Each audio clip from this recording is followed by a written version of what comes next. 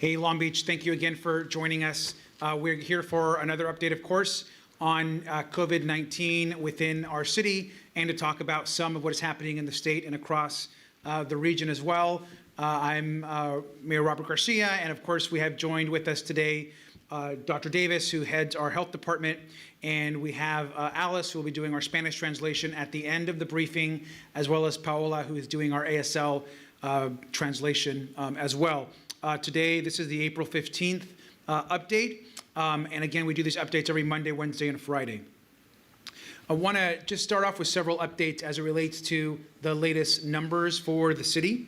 We now have 379 Long Beach residents who have tested positive for COVID-19. We know that number is a number that increases every single day. And we know that number continuously goes up as well. And so we are grateful that our hospitals and our folks within the medical community are really doing a great job of getting that information out to folks and making sure that people are aware of the risks that we have out there.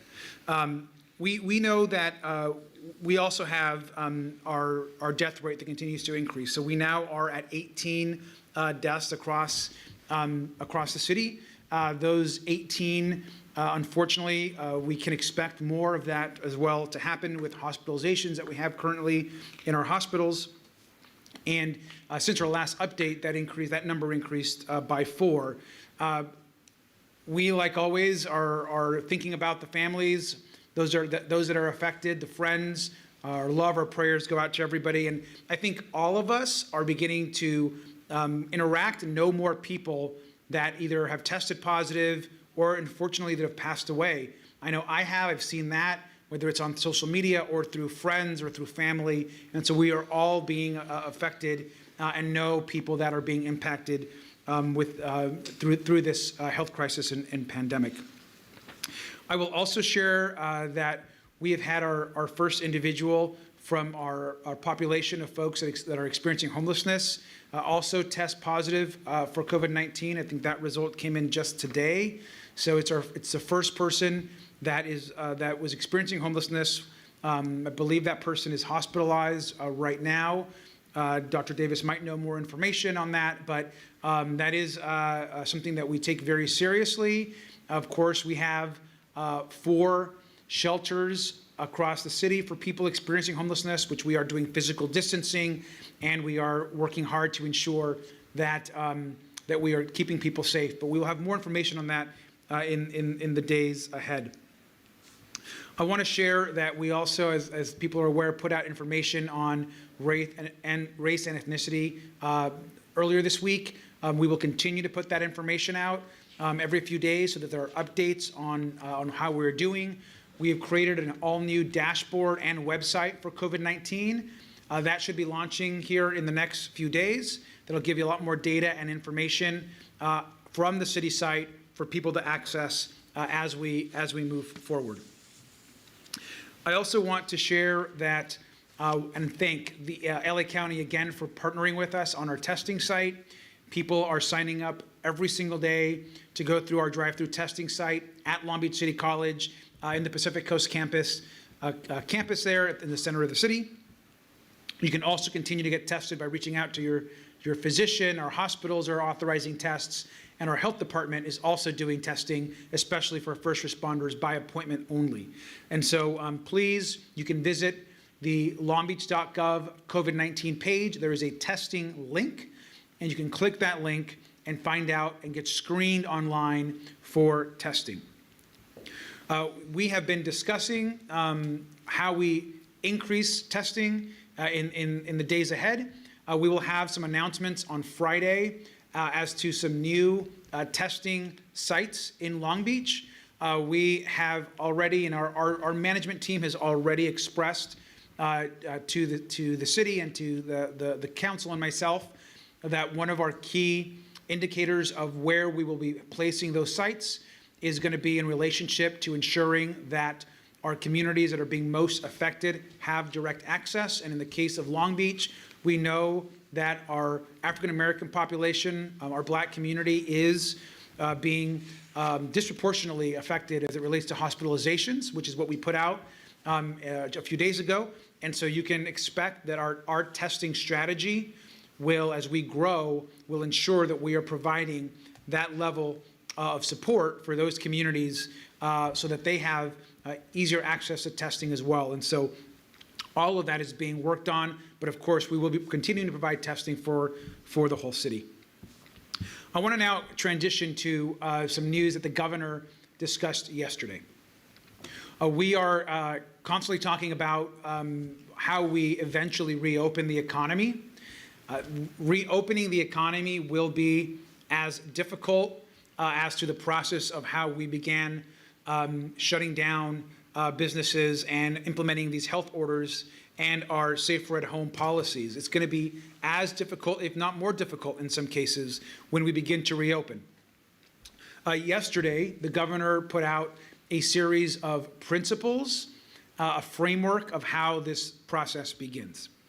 I will add a few things to that. The first is, please know that in Long Beach, we have our own health department. We're a city of 500,000 folks. We're roughly the same size as Atlanta, Georgia. This is a big, huge city. And in California, we have large cities. And so for a city our size, we make our own decisions as they relate to our health order. And our health department, led by our health director and, of course, Dr. Davis, are really the ones making the medical calls and working with all of our partners at the CDC and the state and the county. So what's next as we transition to this part of our response? First, know that our top priority remains the health and medical crisis that we're in.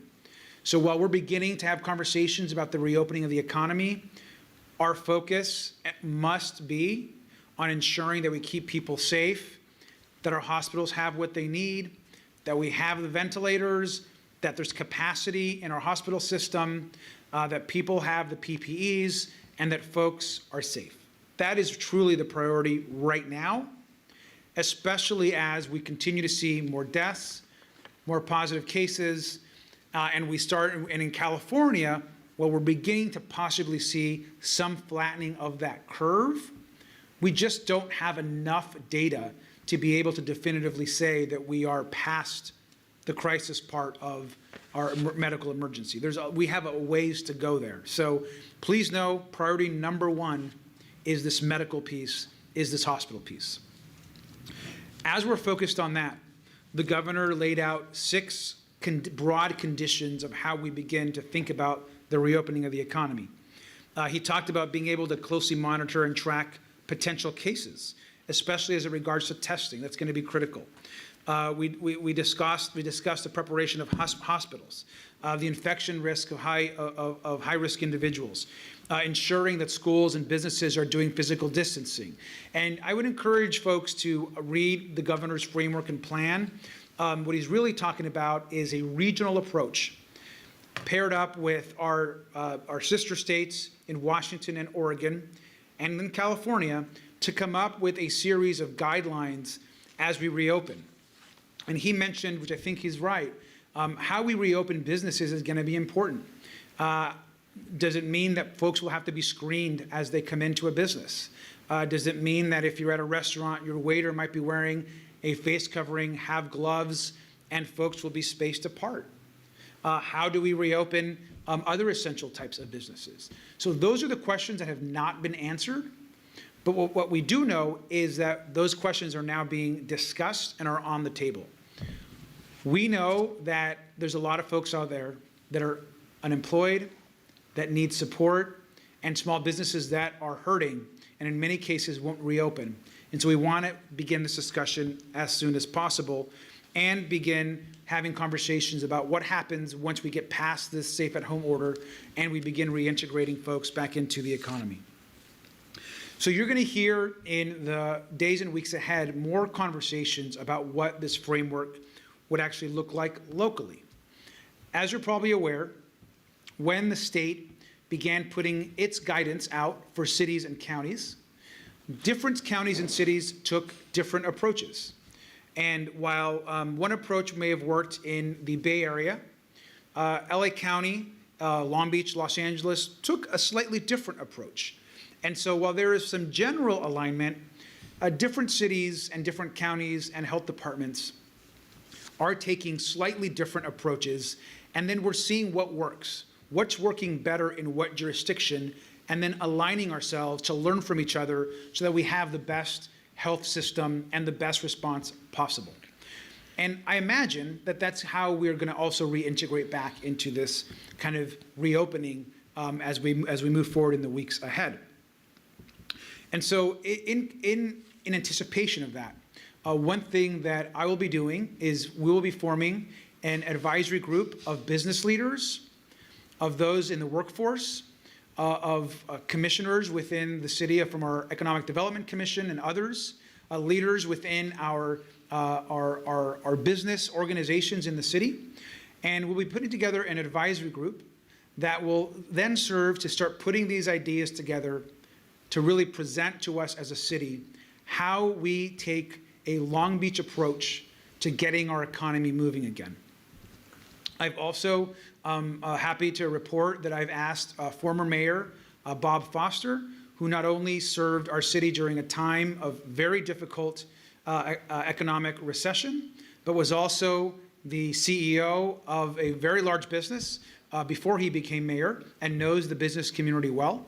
I've asked Mayor Foster to help lead this conversation within the business community so that we have the best ideas and the best conversation around what's the right way to do this, with always maintaining that at the center of those discussions will first and foremost be the health of the public. We will not sacrifice the health of the community for jumping too soon on the economic recovery piece, which we know is critical. But we know that's important, and we need to do both. And so I want to thank Mayor Foster for agreeing to serve in that role, and we will have more information on how this advisory group begins to do its work in the days ahead. We will also be announcing, and Dr. Davis will be getting into details about a new health order we have that we're putting in place to protect older adults. We know that half of our cases as they relate to those that have passed have been individuals at our nursing and skilled care facilities. And so addressing that is going to be really critical, and Dr. Davis is going to do that. And I want to mention that last night I want to thank the Long Beach City Council, who last night spent a significant amount of time adopting and passing a big set of reforms and actions that are going to help as part of our broader economic relief plan. So what did the City Council do just last night? The first thing they did was they filled in the gaps for federal sick leave. And so Congress passed a plan to ensure that folks had sick leave, all folks had sick leave for larger corporations of over 500 employees. That left a lot of folks in Long Beach out. And so the Long Beach City Council came in and passed a policy to cover workers for businesses under that 500 limit. And so this will help thousands and thousands of workers across our city to get paid sick leave through their business or their company and help themselves as it relates to COVID-19. They passed measures to help our hotels and our motels to create a hospitality recovery task force that will develop strategies to bring back tourism and travel. They put in plan a program to look at assisting mortgage holders and how we partner with nonprofits and the federal government to help those that have mortgages that we know are going to also have a hard time, and developing a mortgage assistance program. We put in places to help frontline individuals like our hospitality and janitorial workers, and having a policy in place to retain and those workers, even those that are laid off, so they can come back to work when the crisis is over. And we've established new health protections for grocery workers and other small businesses. Now, these are just some of the policies that got put in place by the City Council last night, and I want to thank all of them for their work, and I look forward to signing all those policies into law. Finally, let me just say that our health department is doing a really fantastic job of meeting this crisis. We're constantly communicating with our hospitals and do so on a regular basis, and we are feeling prepared for the weeks ahead, even though they will be difficult. And so with that, I want to turn this over to Dr. Davis to give us a broader overview of the new health order that we have in place. Dr. Davis. Thank you, Mayor. So as he mentioned, I'm going to go over our work with older adults in long-term care facilities. The data shows us that older adults, as well as those with underlying health conditions, are at higher risk for developing serious complications of COVID-19. This is consistent with what we've been seeing nationally and statewide. We've been working closely with long-term care facilities over many years to assist, educate about, and implement proper protocols to prevent infection among older adults. During this pandemic, the Health Department's Communicable Disease Control Program has been communicating regularly with the city's numerous long-term care facilities and assisted living facilities, and working in partnership with the California Department of Public Health's infection preventionists to share best practices that support older adults in Long Beach. The Health Department has also been making personal protective equipment available to facilities to ensure that they have enough. We're also prioritizing laboratory testing for both residents and staff, and updating the city's website to ensure that long-term care facilities receive up-to-date guidance from local, state, and federal authorities. As the mayor mentioned, we're issuing a new order designed to protect older adults and those with underlying health conditions who live in long-term care facilities.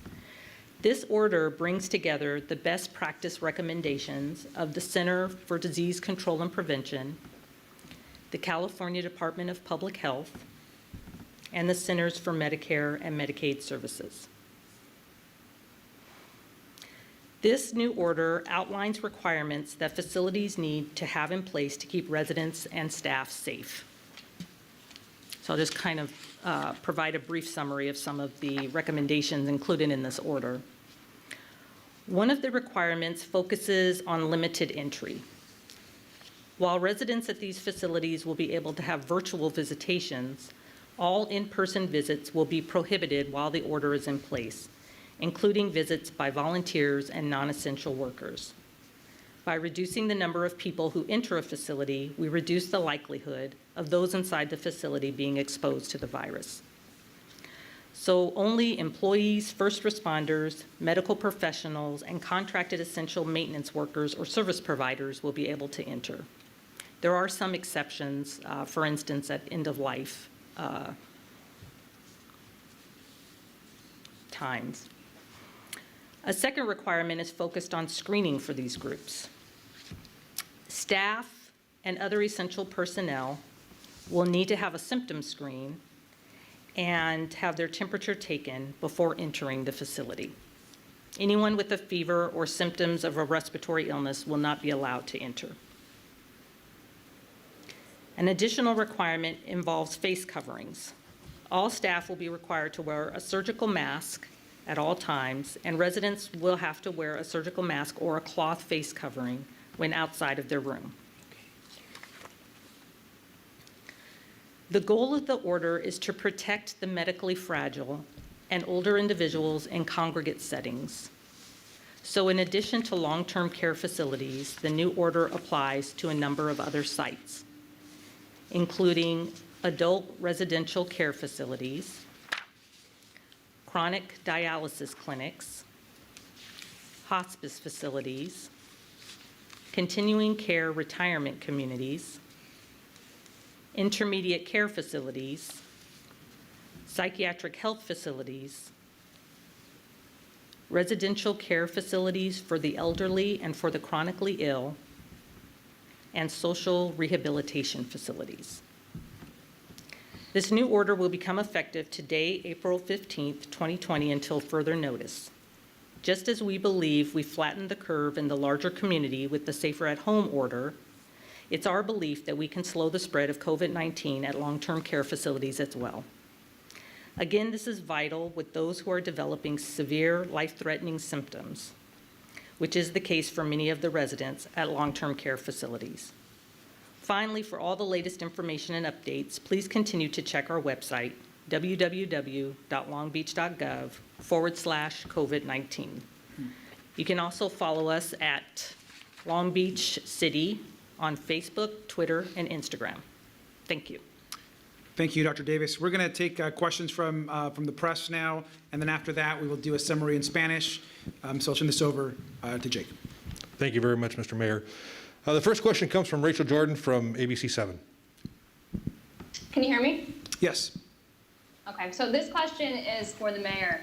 So I've spoken with residents and business owners in our city who have seen an increase in homeless people gathering and camping in their specific neighborhoods. So aside from adding more homeless shelters and hand washing stations, what else is the city doing to keep everyone safe, those housed and unhoused, and enforcing physical distancing?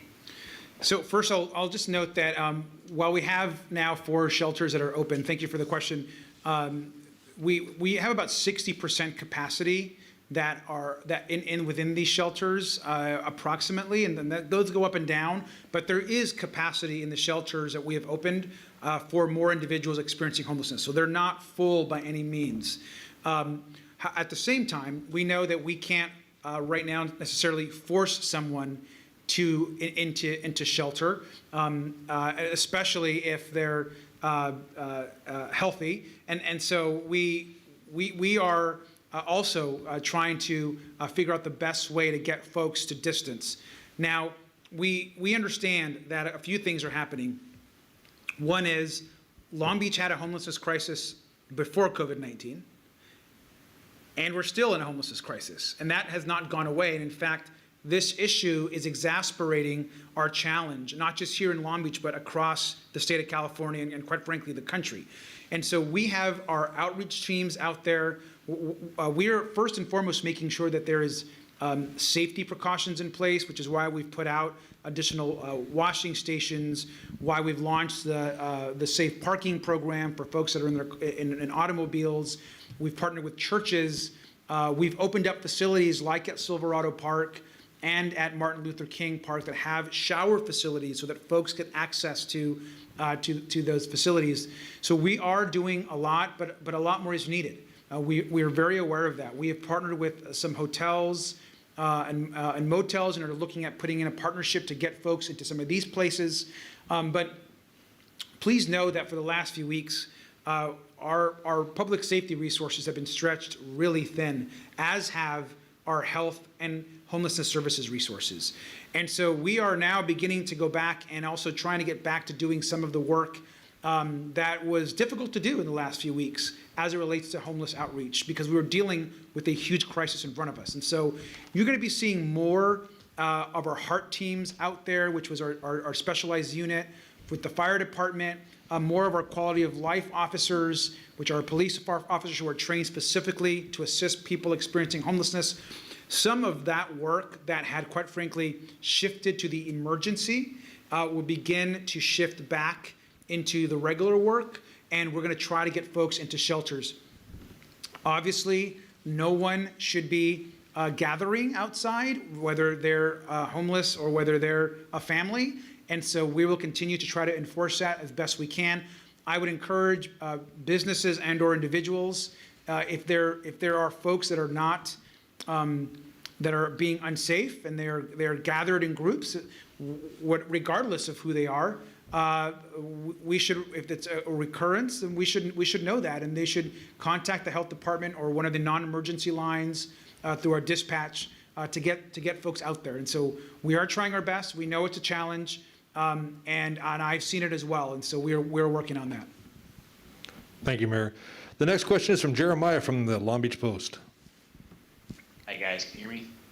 Yes. My question is about homelessness too. I just am curious if you can give us any more details on the circumstances of this first positive case, even just basics, age, sex. Was this person in a shelter? Was this person out on the street? Was this discovered when the person came into the hospital, or did they come in with symptoms hoping to be tested? And where are you at with tracing this person's contacts? Because I can see that being very challenging if this is someone who was living in an encampment or unsheltered. So I'm going to turn this over to Dr. Davis, but this just happened. So I'm not sure we have much information, to be honest. Dr. Davis? So I can say that he is a male. He's hospitalized in stable condition, and the investigation is ongoing, and we should have more information. What we've heard so far has been reassuring as far as exposures to other places in the city. All right, thank you very much, Dr. Davis. The next question will be going to Haley at the Press Telegram. Hi, my question is about the new health order. Can you just share a little bit more information about how it will be enforced? How it will be enforced? Thank you for the question. So I think it's really important to work with our partners. We all have the same goal, which is to keep our residents and our staff of all of Long Beach, including in our institutions, as healthy and as safe as possible. And so this really just provides a framework for all of us being on the same page and having something that we're pointing to, because there's numerous best practices coming from different organizations. So now there's one uniform guide that we all have agreed is very important in order to prevent the spread and to keep COVID out of our facilities. So we'll really be focusing on partnering and working together. Thank you very much, Dr. Davis.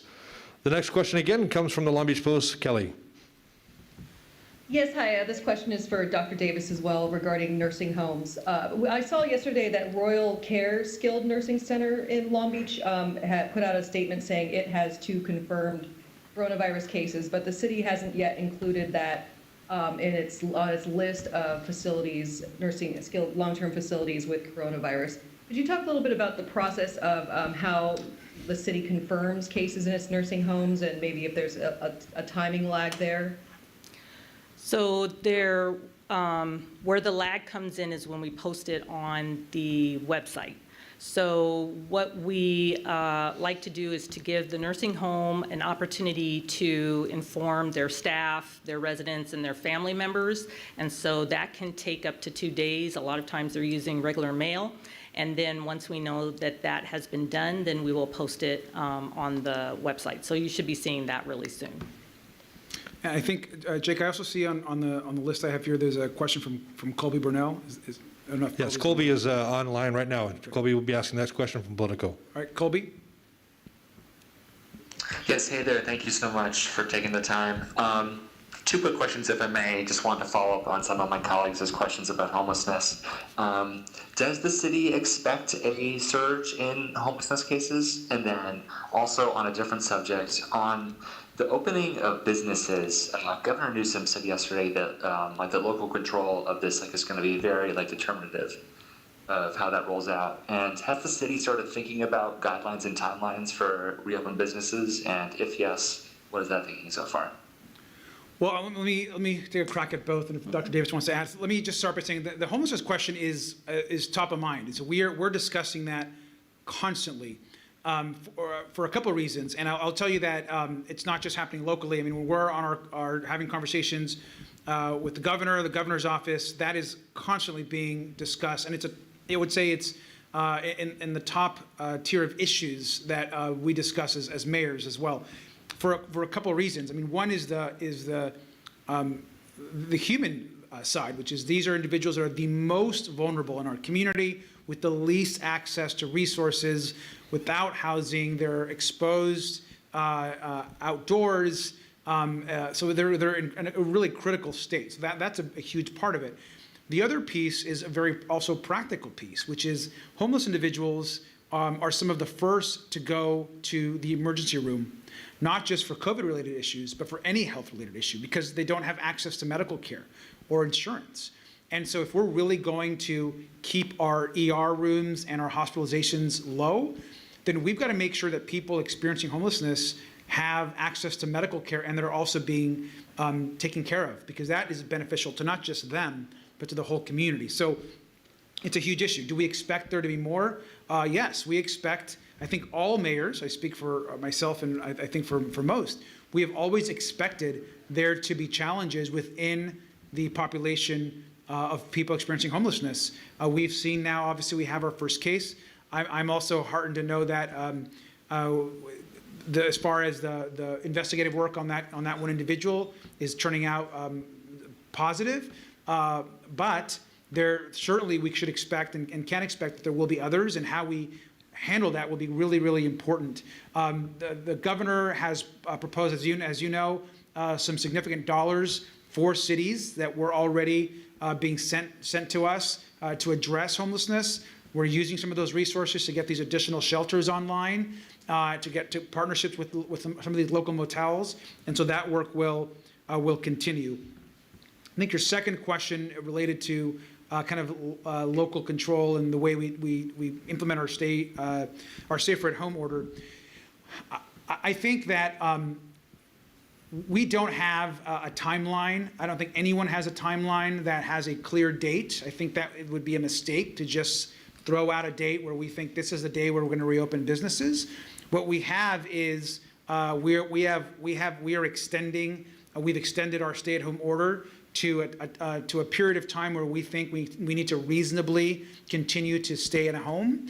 And as we get closer to that date, we will make assessments if that date needs to move. And that's also what all other counties and cities are doing. What we do know is that we're going to have to start coming up with ideas now as it relates to how we do this. And so I think what the governor is looking for, and he's mentioned this, is sometimes the best ideas come from the cities and come from those of us putting our heads together and thinking this is the way we should move forward. And so we're in Long Beach, we're going to try to come up with the best ideas possible, the most innovative ways to physically distance and keep people safe, and then share those with our county partners who really are our regional planning partners, Mayor Garcia in Los Angeles, the county in LA, and then hopefully come up with a plan for us here at the county level, and then see how that impacts what happens in the Bay Area, in the Central Valley, in Sacramento, and San Diego, and other places, because we're all going to have variations of whatever the statewide guidelines are going to be. Thank you, Mayor. There's one more question from the media, and then we'll have a question from social media. We have another question from Jeremiah from the Long Beach Post. Go ahead, Jeremiah. Hi, guys. Thanks again for taking our questions. This is going back to a little bit something the mayor said about feeling prepared right now for where we're at. And I'm just curious, we've had so many resources, state and locally, being poured into increasing hospital capacity. And has any of that been used yet? For instance, at the convention center, we've had 100 beds go up. Is anybody actually using those beds? And are we still expecting this huge surge in hospitalizations locally, especially after, like Dr. Davis said, Monday, the infection rate might actually be slowing down? So one is we have not used the convention center yet, but it's set up and ready to go. So that's really an overflow location.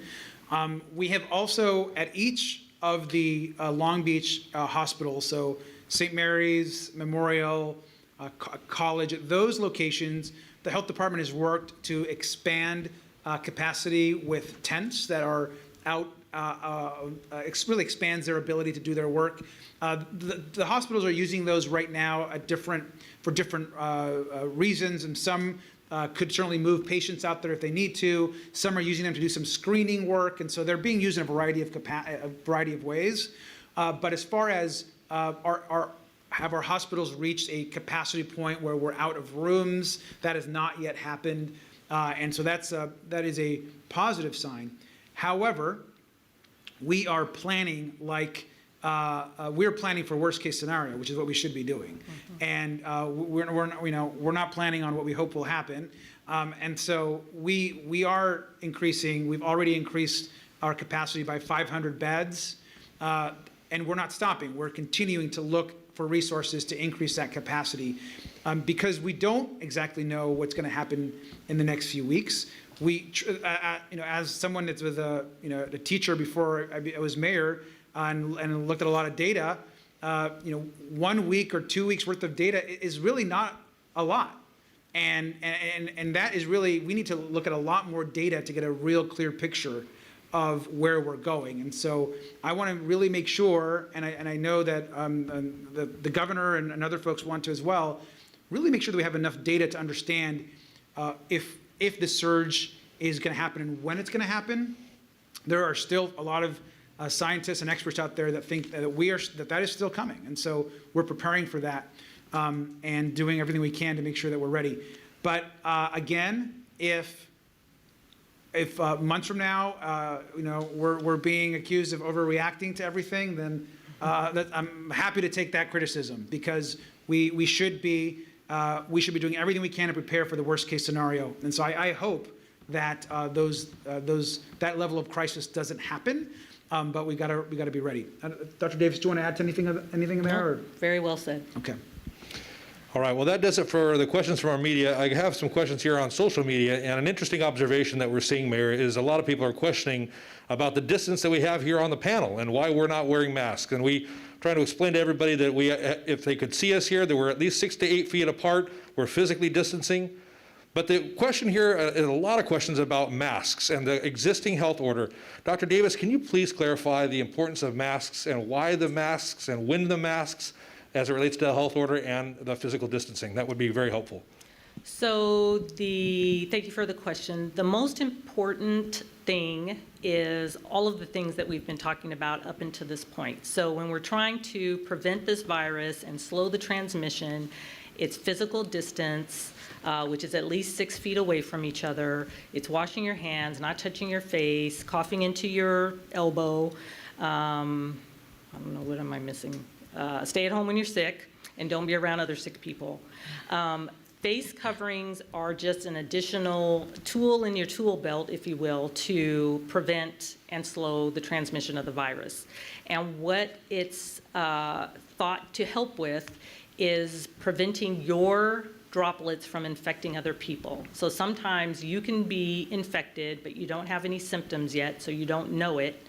And so what this face covering does is prevent your infected droplets from infecting other people when you're out in public. So that's when it's recommended that you wear it. So when you're going grocery shopping, when you're going to the pharmacy, so basically when you're out in public and you cannot do the 6 feet distancing. So say you're exercising and you're just running past people, you don't necessarily need to wear it for that. But whenever you're going out where you're not going to be able to maintain this 6 foot distance, then the recommendation is to do all those other things, but then add the face covering in addition to that. And face coverings can be anything. I get asked this question also, and Dr. Davis is right. And the way I've kind of described it to folks is, if you go out and you're out when there's folk and you're going to be around in other people, you should wear a face covering. And certainly it's required when you go to businesses and when you go to and workers are now wearing them and all of that. But it could be a scarf. It could be I think I probably have mine here. It could be one that's made homemade. It could be one that when you purchase on the marketplace. We have an active marketplace, which you can go to shop.lbpost.com, which is one of our media partners that has one, where you can purchase them. But people should be wearing them when they go out. And I can share with you that even in this room, we have a few camera folks. Everyone's got their face covering on, as do we when we walk out this door. We have our face coverings on as well. And so those are important. I would encourage folks to wear them when they leave their house. They should have one. We know not everyone is complying. Will we ever get 100% compliance? I wish, but probably not. But if you want to protect yourself and your family and want to be protected, folks should wear face coverings. Thank you very much, Mayor Garcia. That will do it for us on the questions. If you want to go ahead and pass it off, sir. Thank you. And now we're going to do our Spanish translation. So muchas gracias. Ahora vamos a tener esto en español. So vamos a pasar esto a Alice del Departamento de Salud. Hola, muy buenas tardes y gracias por estar con nosotros hoy. Desde hoy tenemos 379 residentes de Long Beach que han salido positivos del coronavirus. Desde nuestra última sesión informativa hemos perdido a 4 residentes más del coronavirus. Eso eleva el número de total de muertes a 18. Nuestros corazones están con todos los que están en duelo en este momento tan difícil. También con eso, desde hoy vimos nuestro primer caso de el individuo desamparado, o como se dice en inglés, homeless Y nomás he visto que hay mucho enfoque y muchas preguntas sobre eso. Le queremos recordar que en los lugares de desamparados que hemos puesto en los parques de la ciudad de Long Beach, no podemos forzar a nadie que esté desamparado ir a uno de estos lugares para autoaislarse. Nomás queremos que entiendan, porque han visto algunos reportajes de algunos dueños de alrededor de la ciudad, de sus negocios, que dicen que se están juntando varias personas desamparadas por esos lugares y en las calles, pero recordarles que no podemos forzar a nadie a ir a estos lugares de desamparo. Es todo, obviamente, especialmente si alguien que es desamparado está saludable y no está enfermo, no está infectado. Ellos deciden estar en la calle. Todos los parques y todos los sitios de desamparo no están a su capacidad. Tenemos más que suficiente espacio en ellos. Si conocen a alguien o saben de alguna familia o que viven en su auto y necesitan amparo, por favor, háganles saber que estos servicios están disponibles en nuestra ciudad. Seguimos también unos datos sobre el gobernador, que el gobernador Newsom de California ha dado órdenes y sabemos que estas restricciones no son fáciles y que tienen un impacto real en nuestra economía y en los presupuestos familiares individuales. Les recuerdo que no durarán por siempre, pero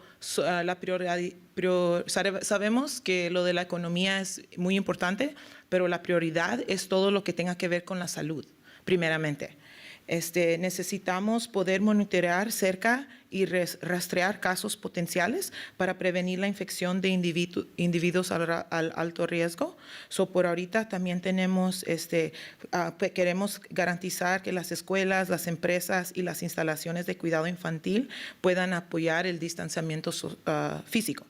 En una nueva orden también de salud para proteger a los adultos mayores. En este sentido, queremos informarles sobre un nuevo orden de salud que entró en vigencia hoy, el 15 de abril. Esta nueva orden de salud está diseñada para proteger aún más a los adultos mayores y aquellos con afecciones de salud subsiguientes que viven en centros de enfermería de atención de largo plazo. Como hemos visto, no nada más aquí en la ciudad de Long Beach, pero en todo el país, estas instalaciones tienen un alto riesgo de contraer infecciones del coronavirus y como tal es nuestra prioridad número 1 hacer todo lo posible para evitar que se produzcan infecciones y si las infecciones ocurren, detener a aquellos que propaguen entre los residentes y el personal que trabaja en estos centros. Este es un tema muy crítico y estamos haciendo todo lo posible para superar este desafío. Algunas de las acciones que tomó la alcaldía de Long Beach durante la junta anoche es que el abogado de la ciudad redactará una ordenanza de emergencia que requiere que los empleadores de Long Beach con más de 500 empleados brinden cobertura de días de enfermedad relacionada con el coronavirus. También los hoteles impactados o moteles, el plan crea un grupo de trabajo de recuperación de hospitalidad para desarrollar un plan que tenga estrategias para la recuperación de visitantes, el turismo, viajes de negocios, habitaciones y hospedaje en Long Beach. Ayudar a los titulares de hipotecas también es muy importante asociarse con organizaciones comunitarias para promover programas de protección de ejecuciones hipotecarias estatales, federales y con todo lo que tenga que ver con sus pagos de sus casas, por ejemplo. Apoyar a los trabajadores de hospital y limpieza que han sido despedidos. De estas acciones importantes tomadas por nuestra alcaldía anoche ofrecen asistencia importante a todos los residentes y trabajadores en nuestra ciudad. Como decimos, esta es nuestra prioridad, continúa siendo nuestros adultos mayores. Los datos muestran que los adultos mayores, así como aquellos con afecciones de salud subsiguientes, tienen un mayor riesgo de desarrollar complicaciones graves del coronavirus. Esto es muy consistente con lo que hemos visto también a un nivel mundial. Durante la semana pasada hemos compartido con la ciudad y el Departamento de Salud han estado trabajando estrechamente con los centros de atención de enfermería a largo plazo durante muchos años para ayudar, monitorear y hacer cumplir los protocolos adecuados para prevenir la infección entre adultos mayores. Durante esta pandemia, el Departamento de Salud se ha comunicado regularmente con los 93 centros de atención de enfermería a largo plazo de la ciudad y ha trabajado en colaboración con los preventivos de infecciones del Departamento de Salud Pública de California para compartir las mejores prácticas que apoyan a los adultos mayores en Long Beach.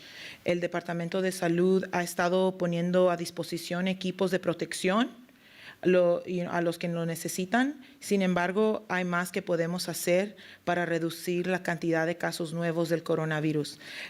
En pocas palabras, obviamente no es solo el distanciamiento físico, pero también en estos sitios vamos, con esta nueva orden, vamos a pedir requisitos adicionales. Por ejemplo, no se le va a permitir la entrada a cualquier persona, solo para esas personas que son esenciales. Cada vez que alguien entre tienen que tener una cobertura facial. Y también los trabajadores. Es importante proteger a los trabajadores que están atendiendo a las personas que son pacientes en estos sitios. Todos los pacientes y los trabajadores y empleados tienen que tener coberturas también. Algunos van a tener, los que están enseñando síntomas, también van a tener que tener una mascarilla que es más que se usan como para cirugía especiales, las médicas también, especialmente si están teniendo síntomas del coronavirus. Un segundo requisito central de atención que con los empleados, obviamente, los proveedores médicos y otros personales esenciales. Cualquier persona, como dijimos, que tiene fiebre o síntomas debe seguir esta orden de salud. Creo que eso es todo la información que tenemos por hoy. Muchas gracias por estar con nosotros hoy. Y muchas gracias también por estar hoy día y vamos a estar otra vez el viernes a las 3 and we'll be back at 3 p.m. on Friday for the next update. So thank you again.